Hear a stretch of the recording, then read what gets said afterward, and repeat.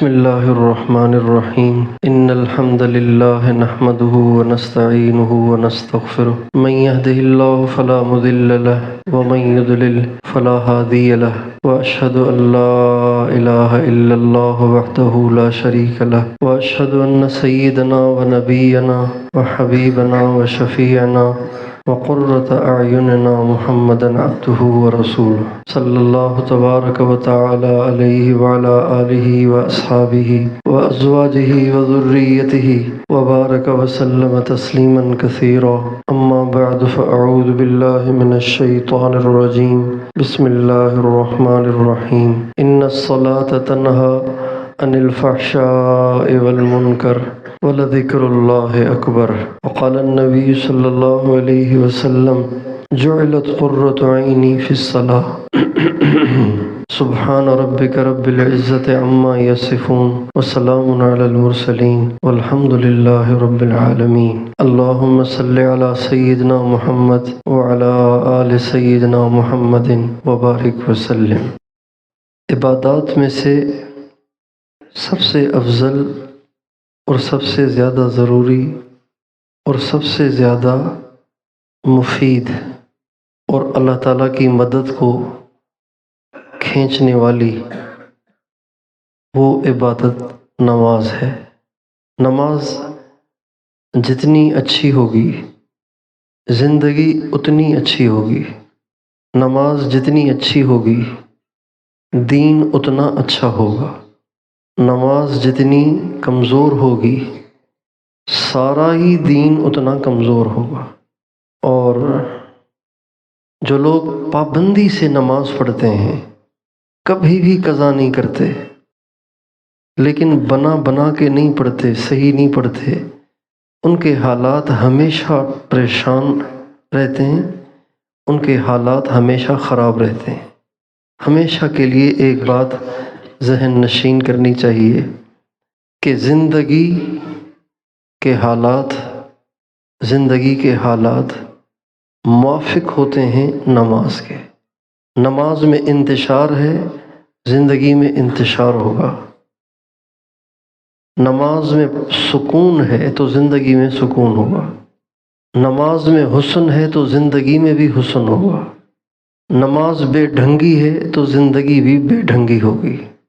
نماز میں اللہ سے تعلق مضبوط ہے تو نماز سے باہر بھی اللہ سے تعلق مضبوط ہوگا۔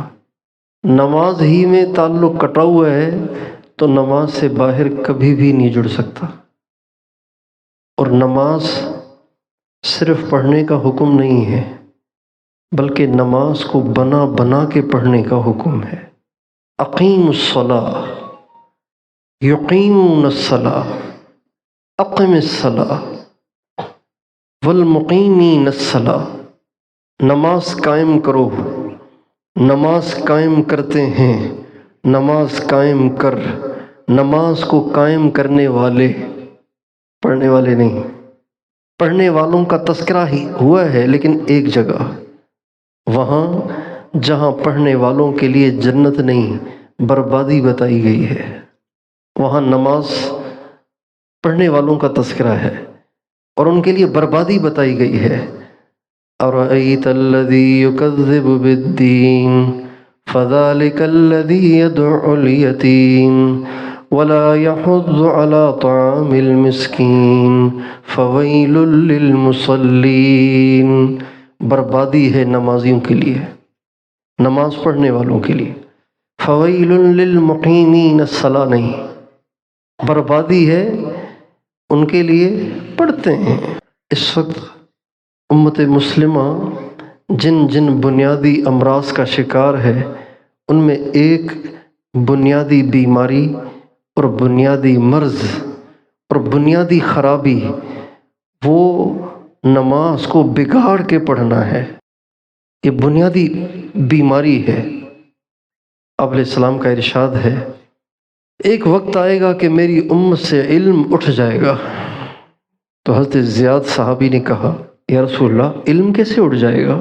ہم پڑھتے ہیں، پڑھاتے ہیں بچوں کو، بچے اپنے بچوں کو پڑھائیں گے، وہ اپنے بچوں کو پڑھائیں گے، علم کیسے اٹھ جائے گا؟ فرمایا میں تو تمہیں بڑا سمجھدار سمجھتا تھا، کیا یہ یہود اور نصارہ تورات انجیل نہیں پڑھا رہے؟ لیکن کیا کارآمد ہوا؟ پھر اس صحابی نے کہا اپنے شاگردوں کو، میں تمہیں بتاؤں کہ جب علم اٹھایا جائے گا تو علم کی کون سی چیز سب سے پہلی اٹھائی جائے گی؟ تو شاگردوں نے کہا بتائیے۔ فرمایا سب سے پہلے نماز کا خشوع اٹھایا جائے گا، علم اٹھایا جائے گا۔ اس کا مطلب یہ نہیں کہ لوگ پڑھنا پڑھانا چھوڑ دیں گے، مدرسے بند ہو جائیں گے، نہیں، علم اٹھا دیا جائے گا۔ اس کا مطلب یہ ہے کہ نماز کا خشوع ختم ہو جائے گا۔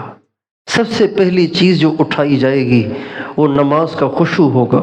پھر وہ صحابی رسول صلی اللہ علیہ وسلم فرمانے لگے، تو دیکھے گا کہ بھری مسجد میں ایک بھی نماز خشوع سے پڑھنے والا نہیں ملے گا۔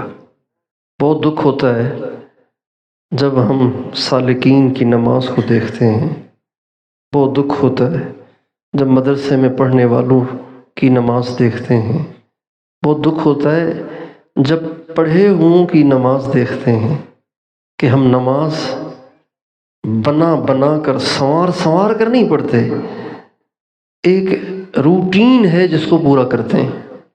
نماز اتنی چھوٹی عبادت نہیں ہے کہ بس اس کو جیسا کیسا گھما دو، جیسا کیسا گھما دو، جیسا کیسا اتار دو سر سے۔ ہم لوگ مدرسے میں پڑھتے تھے تو خدمت کرتے تھے اجتماع کی، تو ایک دفعہ رات کو بہت دیر ہو گئی تھی، کوئی 12 بج رہے تھے، سارا دن کام کیا تھا، اور پھر جو طلبہ وہاں محنت کرتے تھے، کھڈے کھودتے تھے، برمے کے ساتھ سوراخ کرتے تھے، کپڑے پھیلاتے تھے، پھر ٹانکے لگاتے تھے، تو پھر ان کو کھانا کھلاتے تھے، تو بہت دیر ہو گئی، تھک کے چور ہو گئے۔ تو امیر صاحب نے عشاء کی نماز پڑھائی، ہم بھی طلبہ، امیر بھی ہمارا طالب علم، نماز پڑھائی، اور نماز کے بعد کہنے لگے جلدی سے وتر مارو اور سو جاؤ، جلدی سے وتر مارو اور زندگی کے حالات کا بہت گہرا جوڑ ہے نماز کے ساتھ۔ نماز پرسکون، زندگی پرسکون، نماز مضطرب، زندگی مضطرب، نماز پریشان، زندگی پریشان، نماز خوبصورت، زندگی خوبصورت، نماز میں یکسوئی، زندگی میں یکسوئی، نماز بے ڈھنگی، ساری زندگی بے ڈھنگی۔ ہمارے ایک بزرگ نے کہیں مجمع میں دیکھا کہ فجر کی نماز میں کئی سارے لوگ رکعتیں پوری کرنے کے لیے کھڑے ہو گئے، تو سلام پھیر کے وہاں کے جو ذمہ داران تھے ان کو بلایا اور فرمایا اسی وجہ سے تمہارے حالات ٹھیک نہیں ہیں کہ تمہارے مجمع کی نمازیں ٹھیک نہیں ہیں۔ پرانا جملہ ہے، 20ویں دفعہ آپ نے سنا ہوگا، نماز جاندار تو زندگی، یہ جملہ نہیں ہے، یہ کسی نے ویسے ہی قافیہ نہیں بنا دیا، یہ حقیقت ہے، کر کے دیکھ لیجئے۔ اسی وجہ سے پاخانے کی حاجت ہو، پیشاب کی حاجت ہو، ایسی حاجت کے جس سے بے چینی ہو رہی ہے تو نماز پڑھنا حرام ہے۔ آپ پہلے پاخانے سے فارغ ہو لیں، پیشاب سے فارغ ہو لیں، پھر سکون سے نماز پڑھیں۔ بھوک ایسی شدید لگی ہوئی ہے کہ ساری توجہ کھانے میں ہے، تو نماز نہ پڑھیں، پہلے کھانا کھائیں۔ اذا حضر العشاء والعشاء فابدؤوا بالعشاء، عشاء کی نماز کا ٹائم بھی ہو جائے اور رات کا کھانا بھی آ جائے، اور ساری توجہ کھانے میں ہے، تو اب پہلے نماز پڑھیں، نماز سکون سے پڑھیں۔ ہم لوگ جماعت میں گئے ہوئے تھے جامعہ اشرفیہ لاہور کا، نیلا گنبد والا، وہ جو مدرسہ ہے، بڑا مدرسہ، صوفی سرور صاحب والا، مولانا فضل رحیم صاحب والا، تو یہ عاجز جماعت کا ذمہ دار تھا، اور رائے کے دور حدیث کے طلبہ اور کچھ اساتذہ، ہمارے اساتذہ وہ ہمارے ساتھ تھے۔ تو اب پہنچے تھے ظہر کے وقت، اب ظہر کے کھانا تو طلبہ کھاتے ہیں 12 بجے، اب ظہر ہو گئی، اور ناشتہ ویسے ہی معمولی سا۔ اب ظہر کے بعد پہنچتے ہی تعلیم، پھر اختلاط، اب 3 ساڑھے 3 بج گئے، تو اب تعلیم رہتی ہے، جماعت نے تفصیلی تعلیم کرنی ہوتی ہے نا 2.5 گھنٹے، وہ بھی رہتی ہے، کھانا بھی رہتا ہے، ورنہ پھر اثر ہو جائے گی۔ اب کیا کرنا چاہیے؟ تو ساتھیوں سے میں نے پوچھا کہ بھائی بتاؤ کیا کرنا چاہیے، تو مختلف ساتھیوں نے مختلف رائے دی۔ تو میرے استاد صاحب فرمانے لگے تعلیم کو کھانا بنانے کی بجائے کھانے کو تعلیم بناؤ۔ میں نے کہا حضرت سمجھ میں نہیں آیا۔ فرمانے لگے تعلیم کرو اس دھیان سے کہ اب لگے دسترخوان، اس کی بجائے دسترخوان لگاؤ اور اس فکر سے لگاؤ کہ جلدی کھائیں تاکہ تعلیم کریں۔ نماز بہت اہم ہے، اتنی اہم ہے، اتنی اہم ہے، اتنی اہم ہے کہ اس سے زیادہ شریعت میں کسی چیز کی اہمیت نہیں ہے، اس سے زیادہ کسی چیز کی اہمیت نہیں ہے۔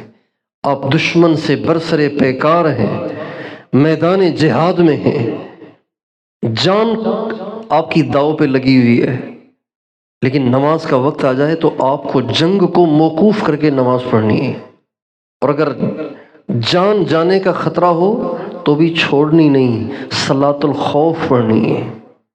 کچھ لوگ جا کے دشمن کے سامنے رہیں اور کچھ لوگ 1 رکعت ادا کر لیں، پھر یہ 1 رکعت ادا کر کے ادھر چلے جائیں، یہ ادھر آ جائیں۔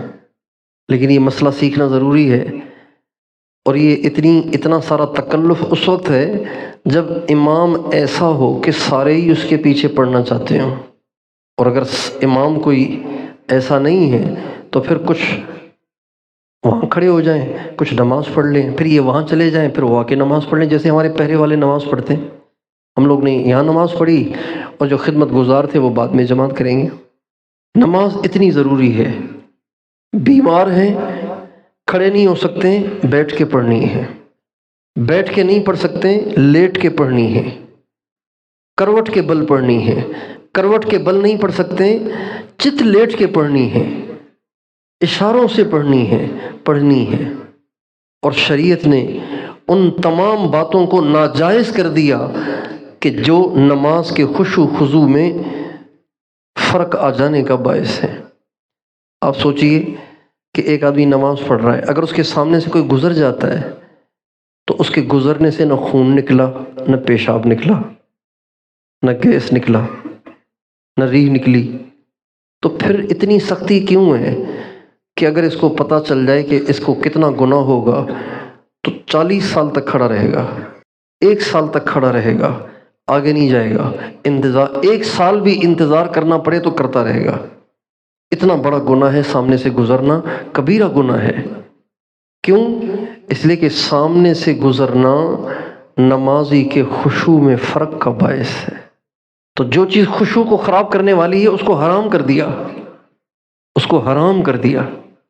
اتنا نماز کا خشوع مطلوب ہے، اتنا نماز کا دھیان مطلوب ہے، اتنا نماز کو صحیح انداز سے پڑھنا مطلوب ہے۔ اور جب آدمی صحیح معنی میں نماز پڑھتا ہے، جب آدمی صحیح معنی میں نماز پڑھتا ہے، یہاں بھیج دیں، یہاں جب آدمی صحیح معنی میں نماز پڑھتا ہے نا تو اس کا دل بتاتا ہے کہ میں نے نماز پڑھی ہے۔ اور صحیح معنی میں نماز نہ پڑھے تو ایسے کیفیت ایسی ہوتی ہے جیسے پڑھی ہی نہیں، طبیعت میں وہ اطمینان نہیں ہوتا۔ اگر کبھی غور کیا ہو تو آپ سفر میں ہیں، نماز کا ٹائم ہو گیا ہے، آپ جان کے اور چلو، اور آگے اور آگے اور آگے، یہاں تک کہ بہت تاخیر ہو گئی۔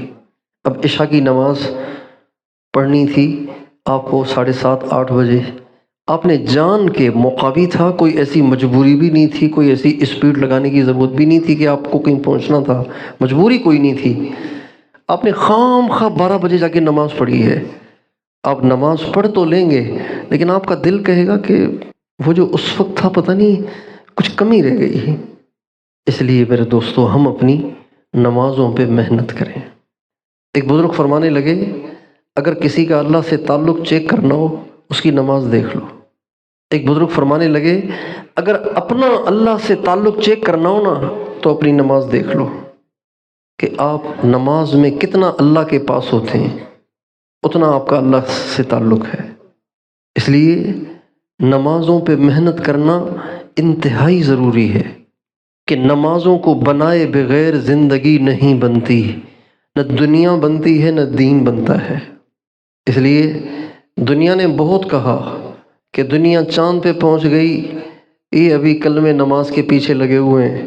ہمارے بزرگوں نے کلمہ نماز کی بات کو چھوڑا نہیں۔ ہمارے بزرگ وہی کلمہ نماز، وہی کلمہ نماز، وہی کلمہ نماز۔ ہمارے ایک بزرگ فرماتے تھے، جب کبھی بھی مسئلہ آئے کر وضو، پڑھ نماز، مانگ دعا، دیکھ کیا ہوتا ہے۔ حضرت عبداللہ ابن جعفر رضی اللہ تعالی عنہما کو ایک زمین ملی بیکار قسم کی، بنجر، شوریلی، سیم والی زمین، کوئی وہاں پیداوار کی شکل نہیں، تو وہ لے لی، مصلی بچھایا، 2 رکعت نماز پڑھی، لمبا سجدہ کیا، اس میں اللہ سے دعا مانگی، اس کے بعد سجدے سے سر اٹھایا، اتحیات پڑھ کے سلام پھیرا، اپنے غلام سے فرمانے لگے مصلی اٹھاؤ، کھدائی کرو۔ مصلی اٹھایا، تھوڑی ہی کھدائی کی پانی نکلا ہے۔ علامہ ابن قیم رحمۃ اللہ علیہ نے لکھا ہے کہ نمازی 4 قسم کے ہیں۔ الوابل السیب ایک کتاب لکھی ہے انہوں نے، علامہ ابن قیم رحمۃ اللہ علیہ نے ذکر کے فضائل میں فرماتے ہیں کہ نمازی کی 4 قسمیں ہیں، نمازیوں کی 4 قسمیں ہیں۔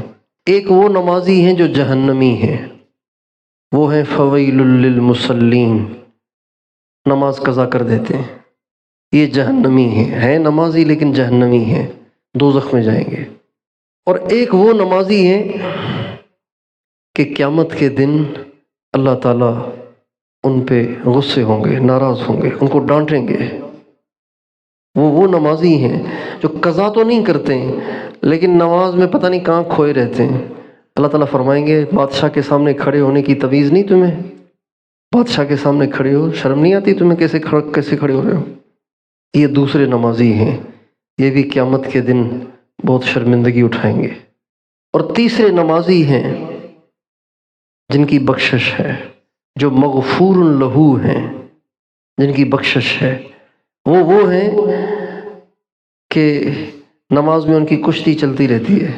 نماز میں کھڑے ہوتے ہیں، کبھی آ جاتے ہیں، کبھی چلے جاتے ہیں، کبھی آ جاتے ہیں، کبھی چلے جاتے ہیں، کبھی اللہ کبھی غیر، کبھی اللہ کبھی غیر، کوشش کرتے رہتے ہیں، کوشش کرتے ہیں، اس لیے ان کی بخشش ہو جائے گی۔ اور چوتھے نمازی وہ ہیں جو مقرب ہیں، وہ اللہ کے ولی ہیں، وہ اللہ والے ہیں۔ وہ کون ہیں؟ وہ ہیں کہ جن کو سرور ملتا ہی نماز میں ہے، ان کی تھکاوٹ اترتی ہی نماز سے ہے، ان کو مزہ آتا ہی نماز میں ہے۔ جب وہ کھڑے ہوتے ہیں تو ان کا سلام پھیرنے کو دل نہیں کرتا، جب وہ سجدے میں جاتے ہیں ان کا سر اٹھانے کو دل نہیں کرتا۔ اور یہی وہ نماز ہے جس کے بارے میں نبی کریم صلی اللہ علیہ وسلم نے فرمایا، جعلت قرۃ عینی فی الصلاۃ، میری آنکھوں کی ٹھنڈک اللہ نے نماز میں ڈال دی ہے۔ مولانا منظور نعمانی اور مولانا علی میاں، مولانا ابو الحسن علی ندوی رحمۃ اللہ علیہ، مولانا الیاس صاحب کے ساتھ کہیں میوات کا اجتماع کرانے کے لیے بیل گاڑی میں بیٹھ کر سفر کر کے جا رہے تھے۔ راستے میں بیل گاڑی والے نے کہا کہ جی اب ہے چڑھائی تو آپ کو اترنا پڑے گا، تو یہ حضرات اتر گئے۔ یہ دونوں جوان تھے، جلدی جلدی چڑھ گئے۔ مولانا الیاس صاحب بیمار، کمزور، آہستہ آہستہ ہانپتے کانپتے بڑی مشکل سے پہنچے۔ گئے تو وہ دونوں جوان مولانا صاحب تھک کے جا کے لیٹ گئے تھے سانس لینے کے لیے۔ تو کہتے ہیں کہ جب مولانا الیاس صاحب ہانپتے کانپتے چڑھائی پہ چڑھ کے اوپر پہنچے تو جیسے ہم جا کے لیٹ گئے تھے سانس لینے کے لیے، چڑھتے ہی لیٹے نہیں بلکہ اللہ اکبر کہہ کے نماز میں کھڑے ہو گئے۔ جب 2 رکعت لمبی پڑھ کے سلام پھیرا تو جتنی ہماری تھکاوٹ اتری تھی اس سے کہیں زیادہ مولانا الیاس صاحب کے چہرے پہ بشاشت تھی۔ ہماری تھکاوٹ اتری لیٹنے سے اور ان کی تھکاوٹ بھی اتری، اور اس سے زیادہ ان کی طبیعت میں بشاشت بھی آئی نماز پڑھنے سے۔ امام ابن سیرین فرماتے ہیں اگر اللہ تعالیٰ جنت میں مجھے اختیار دے اور مجھ سے خواہش کرے کہ بتا کیا چاہتے ہو، تو میں کہوں گا یا اللہ مجھے کوئی کونا بتا دے، میں نماز پڑھنا چاہتا ہوں۔ کہاں پہ؟ بولیے۔ امام ربانی مجدد الف ثانی رحمۃ اللہ علیہ کے ایک خلیفہ تھے لاہور کے، مولانا عبد الواحد لاہوری رحمۃ اللہ علیہ۔ ایک دفعہ اپنے خادم سے فرمانے لگے، یار رونے لگے۔ انہوں نے پوچھا آپ کیوں رو رہے ہیں؟ فرمایا رو اس بات پہ رہا ہوں کہ موت کا وقت قریب ہے، جنت میں اگر نماز کا موقع نہ ملا تو جنت میں وقت کیسے گزرے گا؟ جنت میں اگر نماز کا موقع نہیں ہوا تو کیسے ہوگا؟ جنت والے جب اللہ تعالیٰ کا دیدار کریں گے تو دیدار کر کے بے اختیار گرنے لگیں گے، سجدے میں گرنے لگیں گے۔ اللہ تعالیٰ فرمائیں گے سجدہ مت کرو، سجدہ تکلیف ہے، سجدہ مشقت ہے، اور مشقت کی جگہ دنیا تھی، جنت و مزے کی جگہ ہے۔ دوستو ہم نماز پہ محنت کریں۔ ہم نے اپنے بزرگوں کو دیکھا کہ وہ نماز ایسی پڑھتے تھے جیسے ہم کہتے ہیں نا یہ گھوڑے بیچ کے سویا ہے، وہ گھوڑے بیچ کے نماز پڑھتے تھے۔ ہمارے مولانا نذر الرحمان صاحب کو ہم نے ہمیشہ دیکھا کہ وہ 2 بجے نماز ہوتی تھی، وہ 1 بجے چلے جاتے تھے اور پون گھنٹے میں 4 رکعت پڑھا کرتے تھے۔ ظہر کی سنت 4 رکعت پون گھنٹے میں پڑھتے تھے، اور ساری زندگی ان کا یہ معمول رہا۔ ایک دفعہ حاجی صاحب فرمانے لگے جب مولانا نذر الرحمان صاحب نماز میں نہ ہوں تو سارا مجمع ان کا انتظار کیا کرے، اس لیے کہ جب وہ نماز میں شریک ہوں گے تو ان کی نماز کی برکت سے میری اور تم سب کی نماز قبول ہوگی۔ عبادات میں سب سے لذیذ عبادت نماز ہے، اس لیے کہ اللہ سے ملاقات ہے، محبوب سے ملاقات ہے۔ اذا ما دعا داعیکم قمت مسرعا مجیبا لمولا جل لیس له مثل، اجیب اذا نادا بسمع وطاعت وبی نشوت لبیک یا من له الفضل۔ اے اللہ جب تیرا پکارنے والا پکارتا ہے تو میں وجد میں آ جاتا ہوں۔ اما عائشہ رضی اللہ عنہ فرماتی ہیں کہ آپ علیہ السلام جب اذان سنتے تھے تو اس سے پہلے کوئی بات چیت چل رہی ہوتی تھی، لیکن اذان ہوتے ہی، اذان کی آواز آتے ہی بات کو بیچ میں چھوڑ کے اذان سنتے تھے، اور پھر ہمیں ایسے چھوڑ کے چلے جاتے جیسے ہمیں جانتے ہی نہیں، کوئی بات مکمل بھی نہیں کرتے تھے کہ وہ وہاں پہنچے تھے نا، اب اس کا آخری حصہ یہ ہے، اچھا جی ٹھیک ہے پھر میں چلتا ہوں، یہ بھی نہیں، بیچ میں چھوڑ کے ایسے چلے جاتے جیسے آپ ہمیں جانتے ہی نہیں۔ تو ہم سب نیت کریں اپنی نمازوں پر محنت کرنے کی، جس کے حالات صحیح نہیں ہیں اپنی نماز کو ٹھیک کرے، کوئی وظیفے پڑھنے کی ضرورت نہیں، نماز پہ محنت کریں، نماز کو خوبصورت کر لیں، زندگی خود ہی خوبصورت ہو جائے گی۔ قیامت کے دن سب سے پہلے نماز کا حساب ہوگا، نماز کو چیک کیا جائے گا، نماز کو چیک کیا جائے گا، اگر نماز اچھی اور پوری نکلی تو باقی اعمال بھی، نماز پوری نہ نکلی، اچھی اور پوری نہ نکلی تو باقی اعمال کا فیصلہ اسی سے ہوگا۔ حضرت علی رضی اللہ تعالیٰ عنہ ہمارے نبی کے پاس آئے تو آپ علیہ السلام نے ان کو ایک غلام دیا، پھر فرمایا اس کو مارنا نہیں، اس لیے کہ یہ نمازی ہے، اور اللہ نے ہمیں نمازی کو مارنے سے منع کیا ہے۔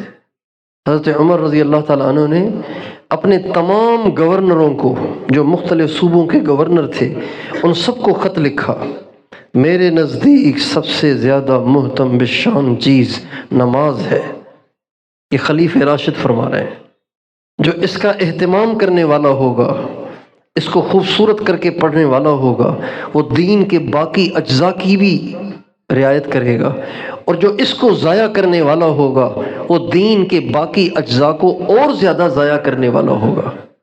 حضرت مولانا محمد قاسم صاحب نانوتوی رحمۃ اللہ علیہ کو پتہ چلا کہ ایک بہت بڑے بزرگ اسٹیشن پہ آنے والے ہیں، بہت لوگ جا رہے ہیں ان کی زیارت کے لیے، تو فرمانے لگے چلو پھر ہم بھی زیارت کر لیتے ہیں۔ اللہ والوں کی زیارت کا شوق رہنا یہ اللہ تعالیٰ سے تعلق کی علامات میں سے ایک علامت ہے۔ اللہ والوں کو دیکھنے کا شوق نہ ہونا یہ اللہ تعالیٰ سے تعلق کے ٹوٹا ہوا ہونے کی نشانیوں میں سے ایک نشانی ہے۔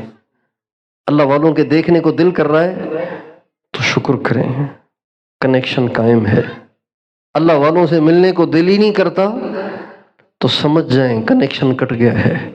اب کسی ماہر کے پاس جائیں اور جا کے اپنا کنیکشن جڑوائیں۔ حضرت مولانا احمد علی صاحب لاہوری رحمۃ اللہ علیہ شیرا والا کے پاس مسجد تھی چھوٹی سی، ابھی بھی چھوٹی سی ہی ہے، وہاں درس دیا کرتے تھے، جمعہ بھی پڑھایا کرتے تھے، روزانہ اشراق کے بعد درس دیا کرتے تھے۔ تو ایک دفعہ فرمانے لگے، لاہور والوں، جس دولت کو میں نے 12 برس فاقوں کے ساتھ حاصل کیا ہے، تم 4 سال کے لیے میرے پاس آ جاؤ، میں وہ ساری دولت تمہیں حوالے کر دوں گا۔ پھر فرماتے تھے، جب تم میرے پاس آؤ گے 4 سال کے لیے، کتنے سال کے لیے؟ ابھی تو سالک 4 دن نکالنے کے لیے بھی تیار نہیں ہے، لیکن جن میں اللہ کی طلب ہے نا، وہ آج روتے ہیں کہ اے کاش حضرت لاہوری ہوتے تو 4 سال نہیں 40 سال بھی ہم ان کو دے دیتے۔ لیکن اب کیا ہو سکتا ہے، جب چڑیا چگ گئی کھیت کو، بات سے بات نکلتی ہے۔ حضرت شیخ الحدیث مولانا محمد زکریا صاحب رحمۃ اللہ علیہ فرماتے ہیں کہ جب میں میزان پڑھتا تھا، کیا پڑھتا تھا؟ یعنی صرف، میزان الصرف اور منشعب، چھوٹی سی کتاب ہے، ابتدائی قاعدہ ہے، اولا میں پڑھاتے ہیں۔ مولانا زکریا صاحب ابھی بالغ بھی نہیں ہوئے تھے، تو فرماتے ہیں کہ مولانا الیاس صاحب نے ایک دفعہ مجھ سے فرمایا، زکریا، نہیں، یہ تو مولانا یوسف صاحب کی بات ہے، میزان والی بات ہے، چلیں یہ بھی سن لیجئے۔ مولانا یوسف صاحب رحمۃ اللہ علیہ فرماتے ہیں، جب میں میزان میں پڑھتا تھا تو مولانا الیاس صاحب نے مجھ سے فرمایا، یوسف کتب بننا ہے۔ اب میزان کا بچہ نابالغ کیا جانے کتب کیا بلا ہے، کہا جی، کہ جب دین مٹا ہوا ہو، سنتیں مٹی ہوئی ہوں، تو ان سنتوں کے احیاء کے لیے وقت اور جگہ کی تعین کے بغیر محنت کرو۔ کتنی کرنی ہے اس کی بھی تعین مت کرو، صرف کہاں کرنی ہے اس کی بھی تعین مت کرو، سارے عالم کو سامنے رکھو، ساری زندگی کو داؤ پہ لگا دو۔ جب سنت مٹی ہوئی ہو تو سنت کے زندہ کرنے کے لیے بغیر جگہ اور بغیر وقت کی تعین کے محنت میں لگ جاؤ، قطب بن جاؤ گے۔ یہ باتیں مولانا یوسف صاحب کی۔ مولانا زکریا صاحب فرماتے ہیں کہ ایک دفعہ، وہ تو عالم تھے اس وقت، مجھ سے مولانا الیاس صاحب فرمانے لگے، مولوی زکریا، اگر تم 40 دن خاموش رہ لو نا تو میں تجھے ولی بنا سکتا ہوں۔ کتنے دن؟ مولانا زکریا صاحب خالص علمی آدمی تھے اور بہت ماہر تھے کتابوں کے۔ مولانا الیاس صاحب اتنے مشہور نہیں تھے، مولانا زکریا صاحب زیادہ مشہور تھے۔ ہمارے حاجی صاحب فرماتے ہیں کہ حضرت مولانا احمد علی لاہوری رحمۃ اللہ علیہ کے درس میں اشراق کے بعد جایا کرتا تھا پابندی سے، تو درس میں مولانا الیاس صاحب نے ایک دفعہ فرمایا، بے نمازیوں کو نمازی بنانا سب سے بڑا جہاد ہے۔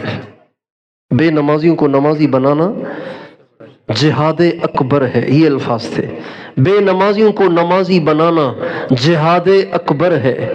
تو فرمانے لگے، میں نے سوچا میں بزدل آدمی ہوں، یہ جہاد کر سکتا ہوں، ہے بھی اکبر۔ تو فرماتے ہیں بس یہ بات سنتے ہی میں نے آ کے اپنے گورنمنٹ کالج میں محنت کرنا شروع کر دی لاہور میں، لیکن میری کوئی سنتا ہی نہیں تھا، مانتا ہی نہیں تھا، طریقہ نہیں آتا تھا۔ تو جس کسی کو کہوں ہاں آئیں گے، پھر کوئی بھی نہیں آتا۔ کہتے ہیں پھر میں نے اپنے پروفیسر سے بات کی اور میں نے ان سے کہا آپ جرمانہ رکھیں، جو نماز پہ نہ آئے اس پہ جرمانہ رکھیں۔ اب انہوں نے ایسے کرنا شروع کیا، پھر بھی نمازی نہیں بنے لڑکے۔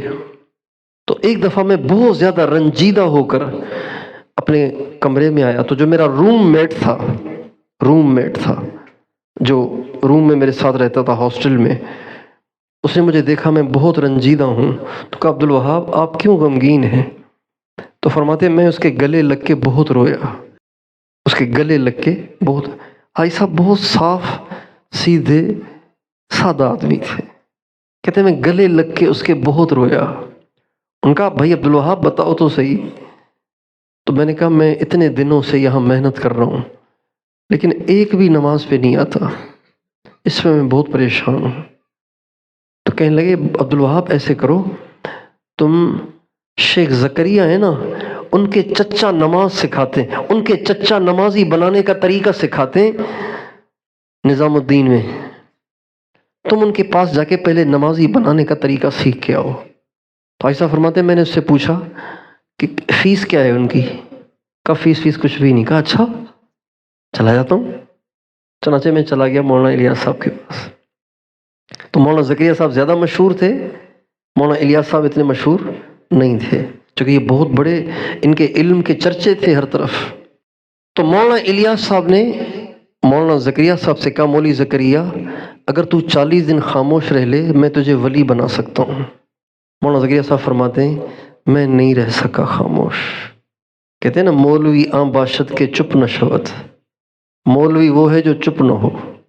کہتے ہیں میں چپ نہیں رہ سکا، لیکن ہائے اب میری نگاہیں ڈھونڈتی ہیں. اب میں کہتا ہوں 40 سال بھی چپ رہنے کے لیے تیار ہوں لیکن ولی بنانے والے چلے گئے، اب کیا ہو سکتا ہے. تو مولانا احمد علی صاحب لاہوری فرماتے تھے کہ تم 4 سال کا راشن لے کر میرے پاس آ جاؤ تو جو دولت میں نے فاقوں کے ساتھ 12 برس میں حاصل کی ہے تمہیں 4 سال میں منتقل کر دوں گا. اور میں پہلے تمہیں چیک کروں گا، اگر تمہاری فطرت کی شمع بجھ گئی ہے تو میں تمہیں کسی اللہ والے کے پاس لے جاؤں گا جو تمہاری فطرت کی بجھی شمع کو جلائے گا. پھر میں تم پہ محنت کروں گا. 4 سال کی محنت کے بعد پھر تم میانی صاحب کے قبرستان کے پاس سے گزر جانا، ہر قبر تمہیں بتائے گی کہ وہ جنت کا باغ ہے یا دوزخ کا گڑھا ہے. مولانا قاسم صاحب نے سنا کہ کوئی اللہ والے آ رہے ہیں، لوگ ان سے ملنے آ رہے ہیں، تو کہا چلو جی ہم بھی چلتے ہیں اللہ والوں کے پاس. اللہ والوں کی زیارت کا شوق یہ بھی دلیل ہے کہ اللہ سے تعلق باقی ہے. چنانچہ مولانا قاسم صاحب نانوتوی رحمۃ اللہ علیہ اپنے شاگردوں کو لے کے پہنچ گئے اسٹیشن کا فرش کچا تھا تو گئے تو وہ جا چکے تھے. اس میں بھی اللہ کی حکمت. اللہ تعالیٰ جو کرتا ہے نا اس میں بہتری ہوتی ہے، جو کرتا ہے اس میں کیا ہوتی ہے. ہمارے نبی کا ارشاد ہے لا تقل لو فإن لو تفتح عمل الشیطان، کبھی بھی یوں نہ کہو اگر ایسا ہوتا تو یوں ہو جاتا. کبھی ایسے نہ کہو اس لیے کہ اس سے شیطان کا دروازہ کھلے گا. اس کا مطلب ہے اللہ کا فیصلہ کوئی چیز ہی نہیں، صرف سارے کام آپ کی تدبیر سے ہوں گے. تدبیر سے نہیں ہوتے ہیں، اللہ کے فیصلے سے ہوتے ہیں. تدبیر کچھ نہیں، تقدیر سب کچھ ہے. تدبیر تقدیر کے سامنے بے بس ہے. جب وہ چلے گئے تو مولانا قاسم نے کہا اچھا بھائی ان کی زیارت سے تو محروم رہ گئے، تو انہوں نے نماز کہاں پڑھی؟ کہا جی یہاں نماز پڑھی اور ابھی روانہ ہوئے. فرمایا چلو وہ ہمیں جگہ ہی دکھا دو بھائی جہاں انہوں نے نماز پڑھی ہے.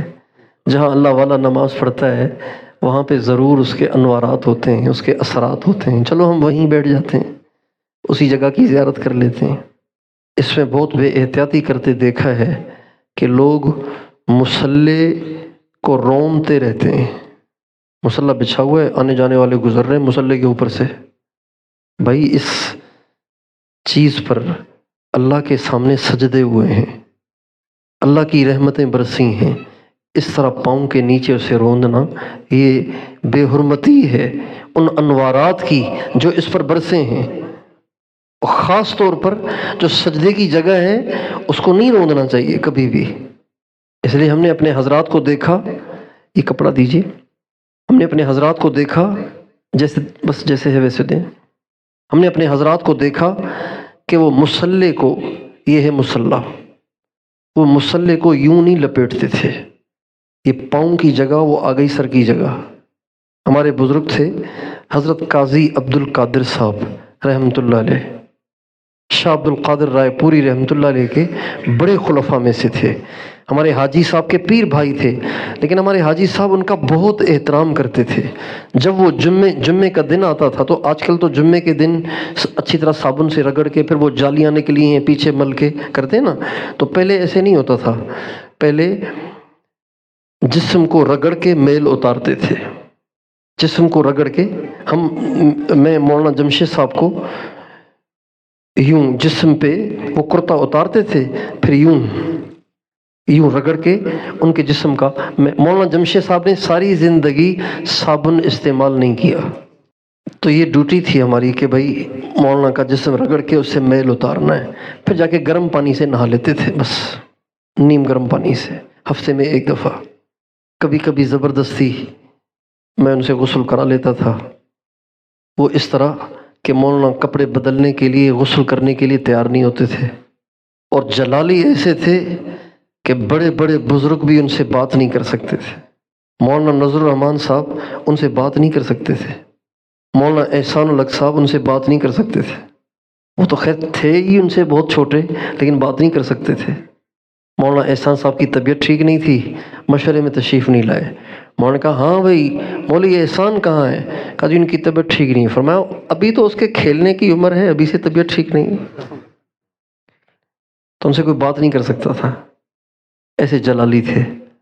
لیکن ہم ان کی ڈانٹ کا پہلے ہی ذہن بنا کے ہیلا کر لیتے تھے کپڑے بدلوانے کا، چنانچہ عصر کی نماز سے پہلے وہ جاتے تھے پیشاب کرنے کے لیے، استنجا کرنے کے لیے، اور وہاں سے نکل کے وضو خانے پہ آ کے بیٹھتے تھے۔ وضو کی ایک ہی جگہ تھی، اس کے ساتھ دروازہ تھا، تو جب پیشاب کر کے وہ تشریف لے آتے تو اس سے پہلے ہی گرم پانی کی بالٹی اور کپڑے میں ٹانگ دیتا۔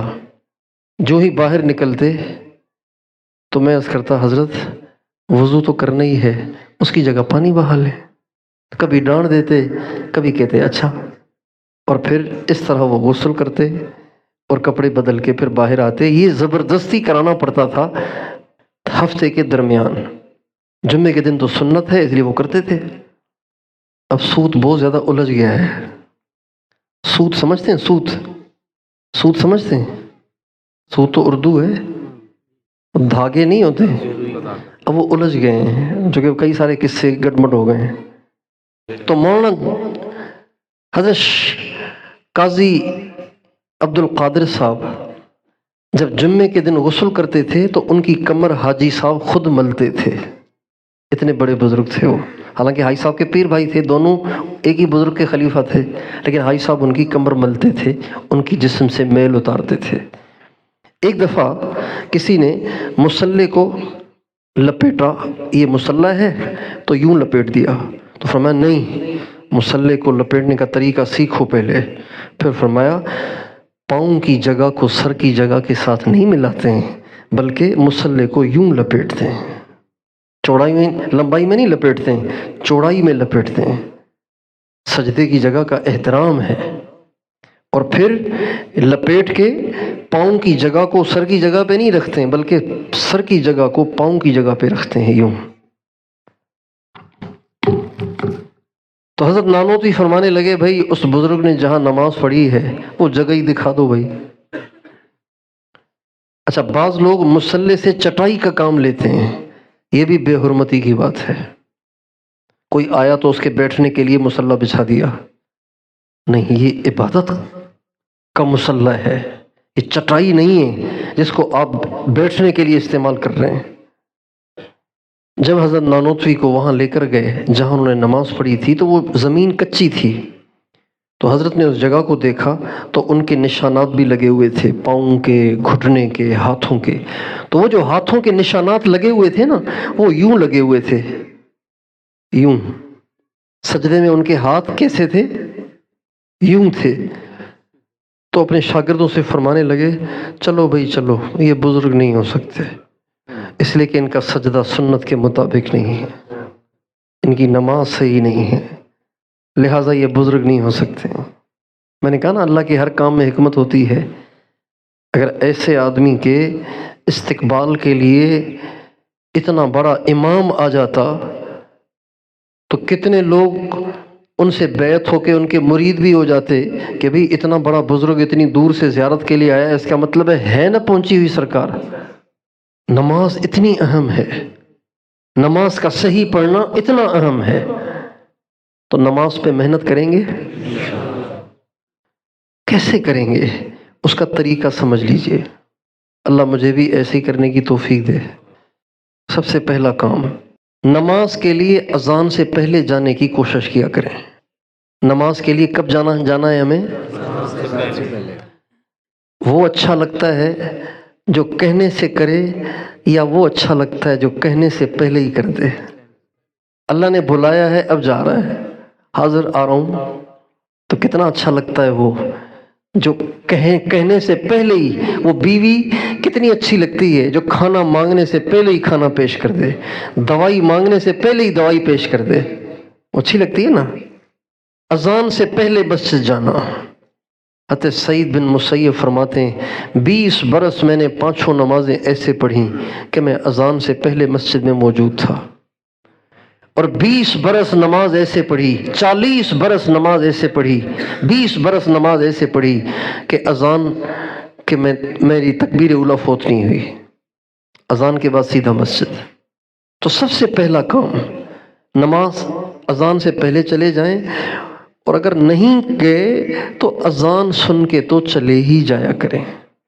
اذان کے بعد پھر اور کاموں میں لگے رہنا، اس سے آپ کے دل میں نماز کی بے اہمیتی آئے گی، اور کسی چیز کی بے اہمیتی آ جائے تو پھر اس کو صحیح ادا کیا ہی نہیں جا سکتا۔ اس کی ہم کوشش کریں، اذان سنی ہے چھوڑ دیں سب کام، چلیں نماز کے لیے۔ پتہ تو چلے نا کہ کسی بڑے نے اس کو بلایا ہے۔ ادھر اذان ہو رہی ہے، آپ گپوں میں لگے ہوئے ہیں، اذان ہو چکی ہے، آپ پھر بھی بیٹھے ہوئے ہیں اپنے دنیا کے کاموں میں، تو اس کا مطلب ہے آپ ٹچ سے مسی نہیں ہو رہے، آپ کے کان پہ جوئی نہیں رینگ رہی، آپ کوئی اس کا تاثر ہی نہیں دے رہے کہ اس آواز سے مجھ پہ کوئی اثر ہوا ہے۔ ایک آدمی کسی کو بار بار بلا رہا ہے اور وہ اگلا آ ہی نہیں رہا، تو کہتا ہے یار آپ ہل ہی نہیں رہے، یار بہرے ہو گئے کیا؟ تو ہم یہ تاثر نہ دیں کہ ہم بہرے ہو گئے، بلکہ اذان کی آواز کان میں پڑتے ہی علماء نے لکھا ہے اپنی ہیئت کو بدلنا مستحب ہے۔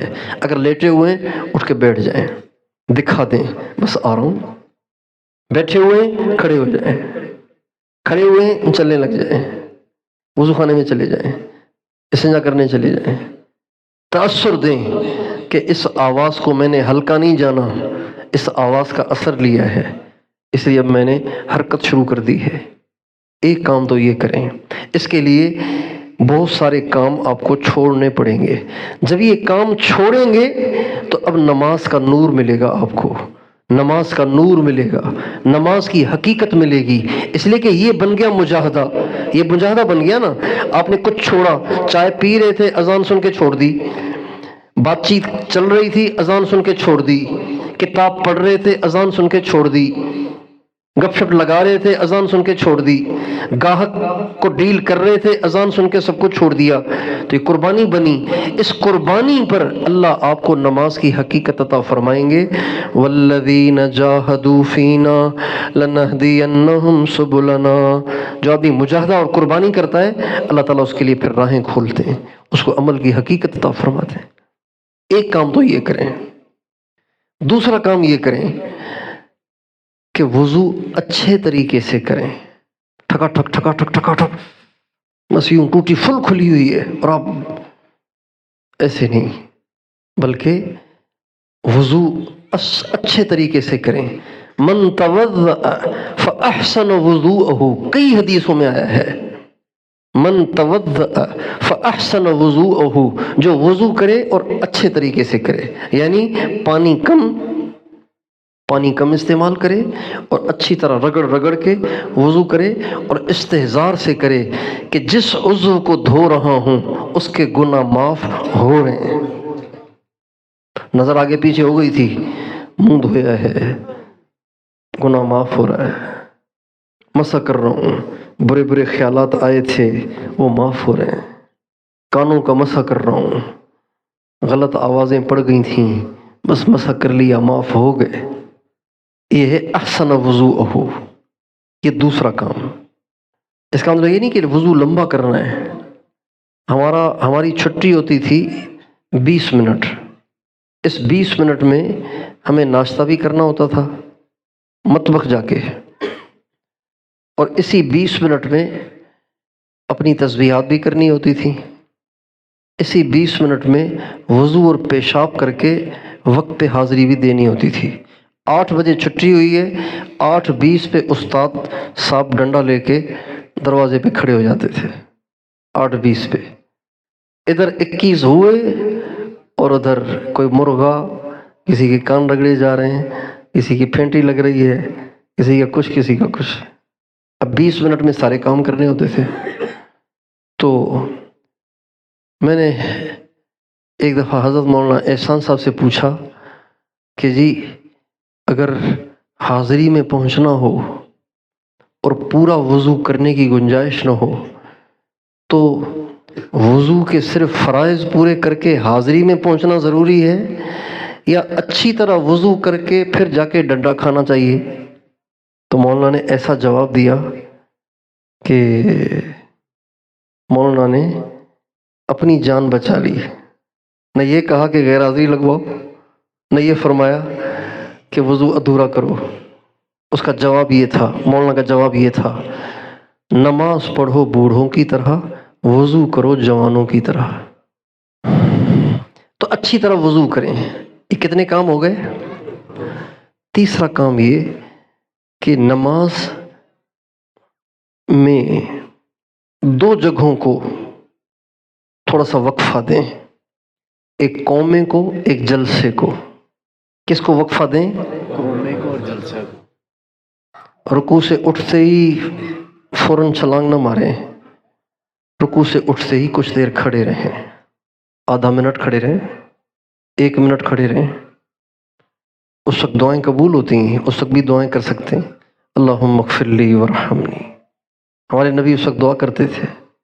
آپ امام ہیں تو پھر نہیں، لیکن امام ہیں پھر بھی اتنا لمبا وقفہ دیں کہ آپ کے ساتھ مقتدی قوما کرے، ضعیف سے ضعیف العمر مقتدی آپ کے ساتھ قومے میں شریک ہو۔ یہ نہیں کہ آپ آگے آگے وہ پیچھے پیچھے، وہ پکڑنے کی کوشش کر رہا ہے آپ پکڑا ہی نہیں دے رہے، ایسے نہیں۔ نماز میں 2 چیزوں کو وقفہ دیں، قوما اور جلسہ۔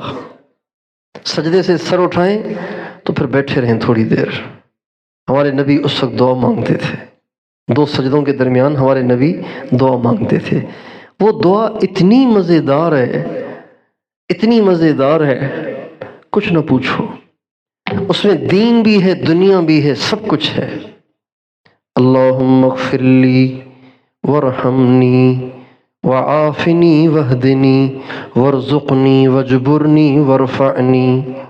یا اللہ مجھے معاف کر، یا اللہ مجھ پہ رحم کر، یا اللہ مجھے عافیت دے، یعنی ساری آزمائشیں میری ختم کر کے مجھے آسانی والی زندگی دے، اور یا اللہ مجھے سیدھے راستے پہ چلائیو، اور یا اللہ جتنی کمیاں زندگی میں ہو گئی ہیں اس کی تلافی کر دیجئے، اور یا اللہ مجھے عزت دیجئے، مجھے بلند کیجئے۔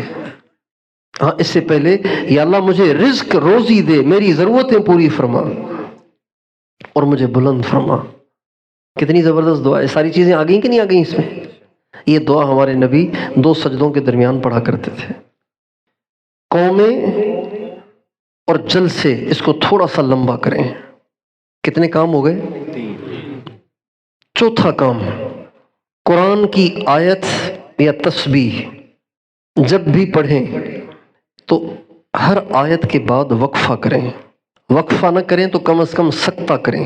وقفہ کہتے ہیں سانس توڑ دینے کو، سکتہ کہتے ہیں تھوڑی دیر خاموش رہ کے اسی سانس کے ساتھ اگلی آیت پڑھنے کو۔ مثلا جیسے الحمدللہ رب العالمین الرحمن الرحیم مالک یوم الدین، دونوں آیتوں کے بعد میں نے سانس لیا، اور ایک ہے الحمدللہ رب العالمین الرحمن الرحیم مالک یوم الدین۔ سانس نہیں لیا، وقفہ کیا، سکتہ کیا، تیسرا کام یہ کہ نماز میں چاہے رکوع کی تسبیح پڑھیں چاہے سجدے کی تسبیح، اتحیات پڑھیں چاہے سورہ فاتحہ یا سورت پڑھیں، ہر آیت کے بعد بات کو وہاں موقوف کریں۔ الحمدللہ رب العالمین الرحمن الرحیم مالک یوم الدین ایاک نعبد و ایاک نستعین اہدنا الصراط المستقیم صراط الذین انعمت علیہم۔ اس طرح ٹھہرتے جائیں ٹھہرتے جائیں ٹھہرتے جائیں ٹھہرتے جائیں، کر کے تو دیکھیں کیا مزہ ہے اس میں۔ ورتل القرآن ترتیلا، اس کو کہتے ہیں حافظ قرآن سے اللہ فرمائیں گے اقرا، سارے مجمع کے سامنے اقرا، شروع کر، ورتل، جلدی جلدی نہیں، ٹھہر ٹھہر کے پڑھنا، کما کنت ترتل فی الدنیا، تو دنیا میں بھی تو ایسے ہی پڑھتا تھا نا، ٹھہر ٹھہر کے۔ میں سوچتا ہوں جو حفاظ قراقرم ایکسپریس اور شالیمار ایکسپریس بننے کی کوشش کرتے ہیں، ان کو اللہ کیسے کہیں گے قیامت کے دن کما کنت ترتل فی الدنیا، ٹھہر ٹھہر کے پڑھ۔ اب یہ تو اللہ جھوٹ تو نہیں بولیں گے نعوذ باللہ، ٹھہر ٹھہر کے پڑھ جیسا کہ تو ٹھہر ٹھہر کے پڑھتا تھا۔ کیسے؟ وہ تو پڑھتا ہی نہیں تھا ٹھہر ٹھہر کے، پتہ نہیں اس کا کیا حشر ہوگا، پتہ نہیں اس کے ساتھ کیا معاملہ ہوگا، اللہ ہی جانے۔ کہیں یہ نہ ہو جائے جلدی جلدی گزر جا جیسے تو دنیا میں گزرتا تھا، بس جہاں جگہ مل جائے وہیں ٹھہر جانا۔ وقفہ کریں۔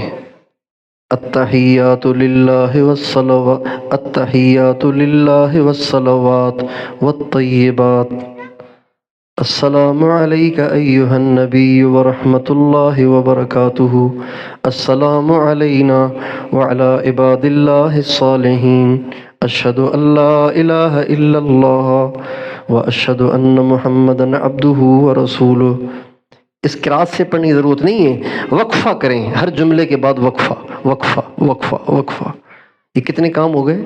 پانچواں یہ کہ اپنی نماز کے اندر اس بات کی کوشش کریں کہ دھیان یہاں رہے کہ اللہ دیکھ رہا ہے، سن رہا ہے۔